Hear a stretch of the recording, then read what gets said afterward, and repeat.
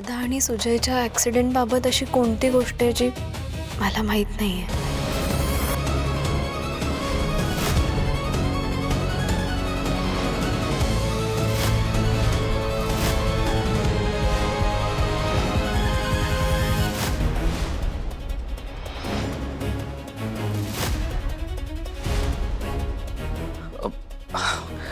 मला एक महत्त्वाचं काम आठवलं. मी मी आलोच आणि आपण बोलू परत. हां, मी आलो.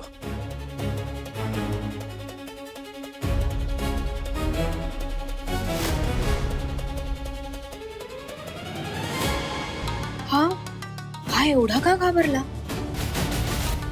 म्हणजे नक्कीच कुठेतरी पाणी मुरतंय. ऍक्सिडेंट बद्दल नक्कीच अशी कुठली तरी गोष्ट आहे जी हे जाणून बुजून माझ्यापासून लपवतायत.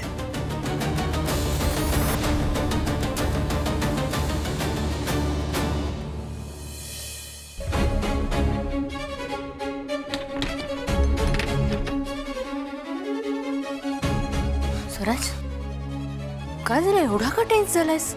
आता मला कळत नाही मी काय करू. हे बघ, आता माझ्या हातून एक खूप मोठी चूक घडली आणि ती चूक लपून आपण आणखी मोठी चूक करतोय असं मला वाटतंय. एक मिनिट, तू आधी इथे बस. इथे बस.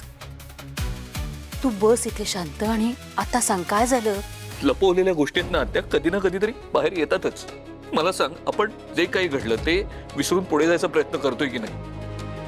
तर हे पत्र आलं, ते कुणी पाठवलं माहिती नाही, पण आता काय करावं ना मला नाही सुचत आहे. मला कळत नाही मी काय करा.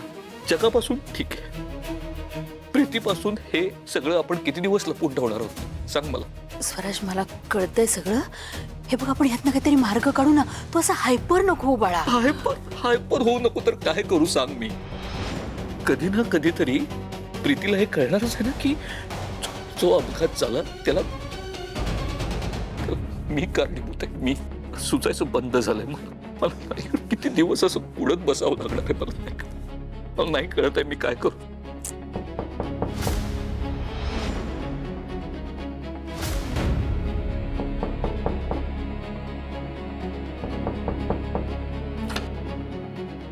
सुनू, मी आधी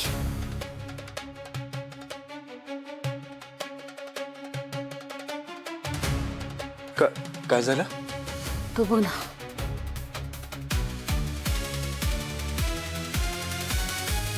दादा, प्रीती वहिनीला काही कळलं?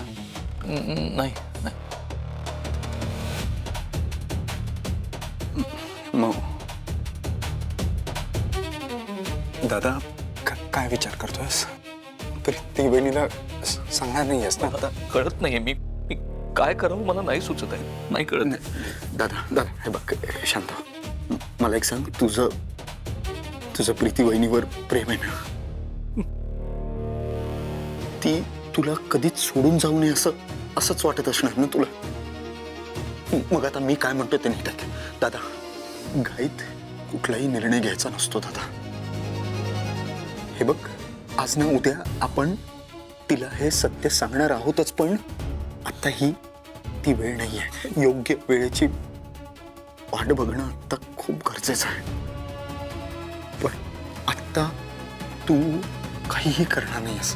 स्वराज, दीप बरोबर बोलतोय. आता ना घाबरून तू काही बोलायचं असेल आणि चूक होईल तुझ्या हातनं, त्यापेक्षा ना शांत राहा. मग आत्ता काही बोलू नकोस आणि थोडं शांत राहण्याचा प्रयत्न कर. हं, कळतंय का? ठीक आहे. मी आलो. हा, आता तू विचार नको करूस याचा. हा, आणि टेन्शन नको घेऊ, होईल सगळं नीट.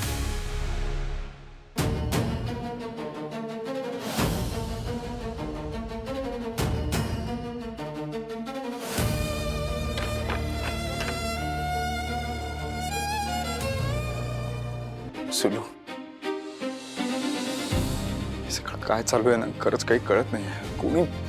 कोणी पाठवलं असेल हे पत्र? अरे तेच तर, विचार करून करून ना डोकं भणभणायला लागलंय माझं. या ऍक्सिडेंट बद्दल आपल्या तिघांनाच फक्त माहितीये.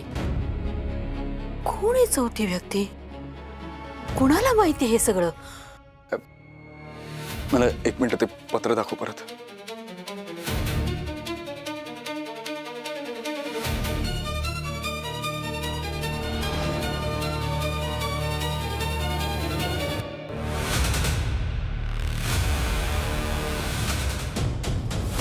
कुणाचं काम असेल हे?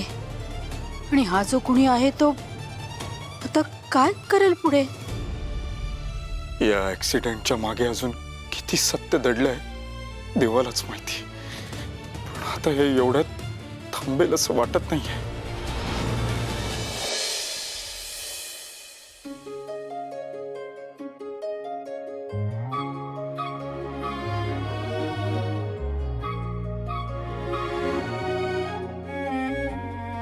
आई येते ग. हात पुढे कर. आज हा ड्रेस घालून जा. अगं आई, आता हा घातलेला ड्रेस काय वाईट आहे? असं तुला वाटतं? आज नोकरीचा पहिला दिवस आहे की नाही? कसं प्रसन्न आणि टापटीप व्यवस्थित गेलं पाहिजे.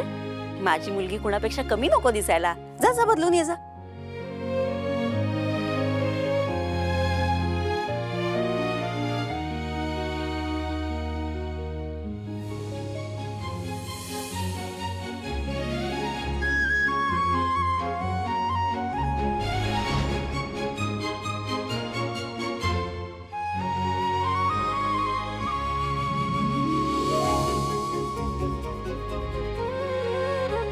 आता कशी टापटीप व्यवस्थित दिसतेस बघ. आई पाय पडते. All the best. आणि आज पहिला दिवस आहे, उगाच घाबरून जाऊ नकोस. सगळ्यांशी नीट वाग. हा, कुणाला उलट उत्तर देऊ नकोस.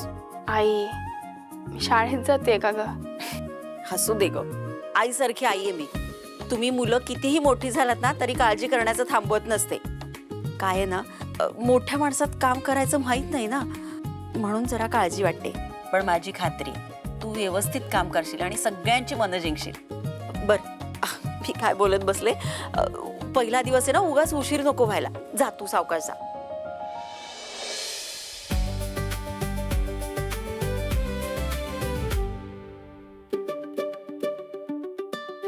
अरे वा, वेळेत आलीस. Good, welcome. Thank you sir. Changing room मध्ये तुझा युनिफॉर्म ठेवलाय, चेंज करून घे. ठीक आहे सर. चेंजिंग रूम इथे. हो, त्या साईडला. थँक्यू. आले.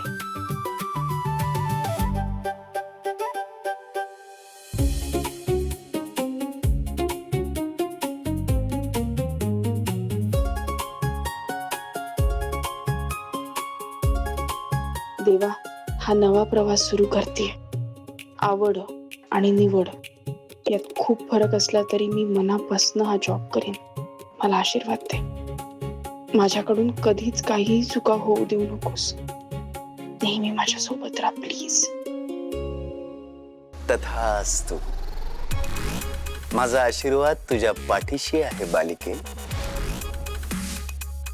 तुझ्या सर्व मनोकामना पूर्ण होत, पण त्याआधी आमच्या मनोकामना पूर्ण कर. आम्हास कॉफी प्राशन करायची इच्छा आहे, तेव्हा झटपट जाऊन कॉफी घेऊन ये. तू आधी हात खाली कर आणि बाहेर जा, कळलं ना? मी तुला काय सांगते, खाली कर ना हात.